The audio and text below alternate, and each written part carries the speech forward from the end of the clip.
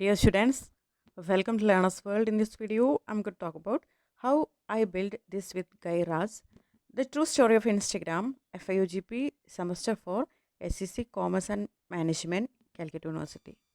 Summary of how I built this with Guy Raz, the true story of Instagram. The essay is about the podcast episode of how I built this, hosted by Guy Raz, featuring Instagram co-founders Kevin Systrom and Mike Krieger. It explains how Instagram started as a simple idea and grew into one of the most popular social media platform in the world. അപ്പോൾ ഈ ഒരു essay how I build this with Guy Raz എന്ന് പറയുന്നത് podcast എപ്പിസോഡിനെ കുറിച്ചിട്ടാണ് ഇതിൽ പറയുന്നത്. ഈ podcast അവതരിപ്പിക്കുന്നത് ഗൈറാസാണ്. ഇൻസ്റ്റഗ്രാം കോഫൗണ്ടേഴ്സായിട്ടുള്ള, അതായത് സ്ഥാപകരായിട്ടുള്ള ഇൻസ്റ്റഗ്രാമിൻ്റെ സ്ഥാപകരായിട്ടുള്ള കെവിൻ സിസ്ട്രോം മൈക്ക് ക്രേഗറുമാണ് ഇതിൽ എക്സ്പ്ലെയിൻ ചെയ്യുന്നത്.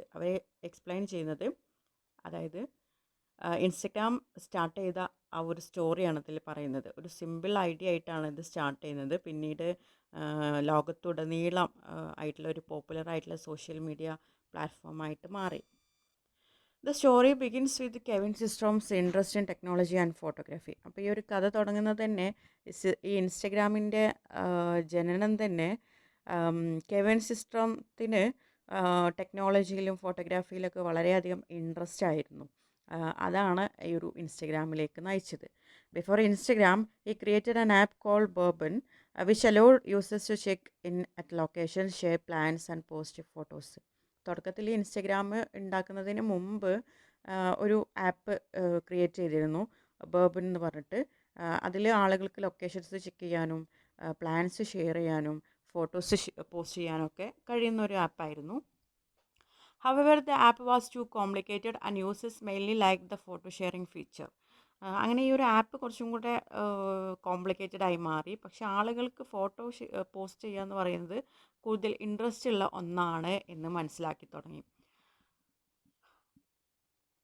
Realizing this, Systrom and Krieger decided to simplify the idea and focus only on sharing photos. അങ്ങനെ ഇത് മനസ്സിലാക്കിയപ്പോൾ, ഫോട്ടോ ഷെയറിങ് ആളുകൾക്ക് ഇൻട്രസ്റ്റഡ് ആണെന്ന് മനസ്സിലാക്കിയപ്പോൾ, അതായത് ഫോട്ടോസ് ഷെയർ ചെയ്യാൻ വേണ്ടിയിട്ടുള്ള ഒരു ആപ്പ് നിർമ്മിക്കുക എന്നുള്ളതിൽ മാത്രം ഫോക്കസ് ചെയ്തു.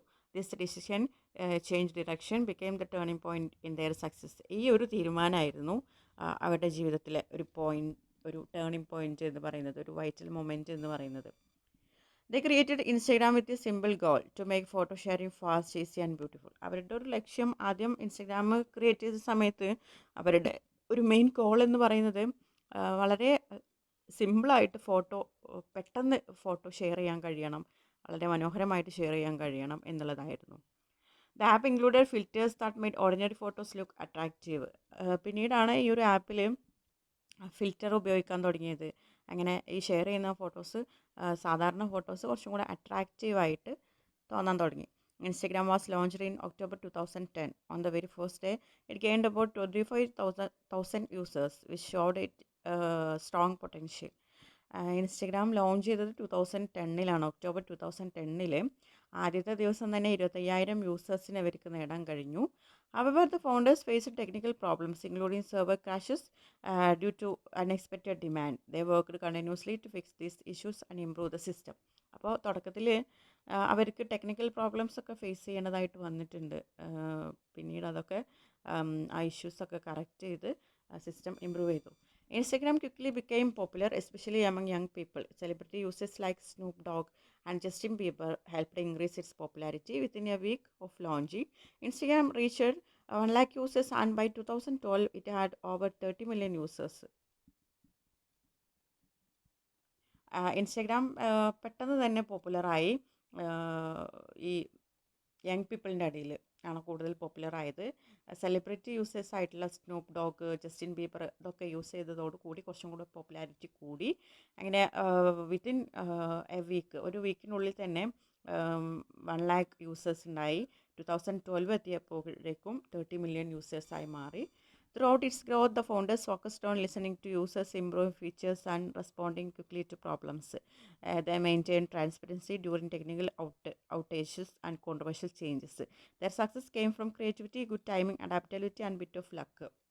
അപ്പോൾ അവരുടെ ഈ ഒരു വളർച്ചയിലുടനീളം ഇതിൻ്റെ സ്ഥാപകർ യൂസേഴ്സിനെയാണ് ലിസൺ ചെയ്തത്. അവർ പറയുന്ന പ്രോബ്ലംസൊക്കെ പെട്ടെന്ന് സോൾവ് ചെയ്ത് അതിൻ്റെ ഫീച്ചേഴ്സൊക്കെ കുറച്ചും കൂടെ ഇമ്പ്രൂവ് ചെയ്ത് അങ്ങനെ പെട്ടെന്നുള്ള ഒരു റെസ്പോണ്ടൊക്കെ നൽകിക്കൊണ്ടാണ് ഇതിൻ്റെ സ്പെഷ്യാലിറ്റി വർദ്ധിപ്പിച്ചത്.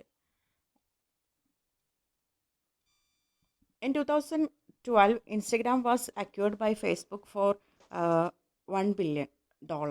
ആൻഡ് 2012 ഫേസ്ബുക്ക് ഇൻസ്റ്റഗ്രാമിനെ ഏറ്റെടുത്തു എന്നാണ് പറയുന്നത് $1 billion.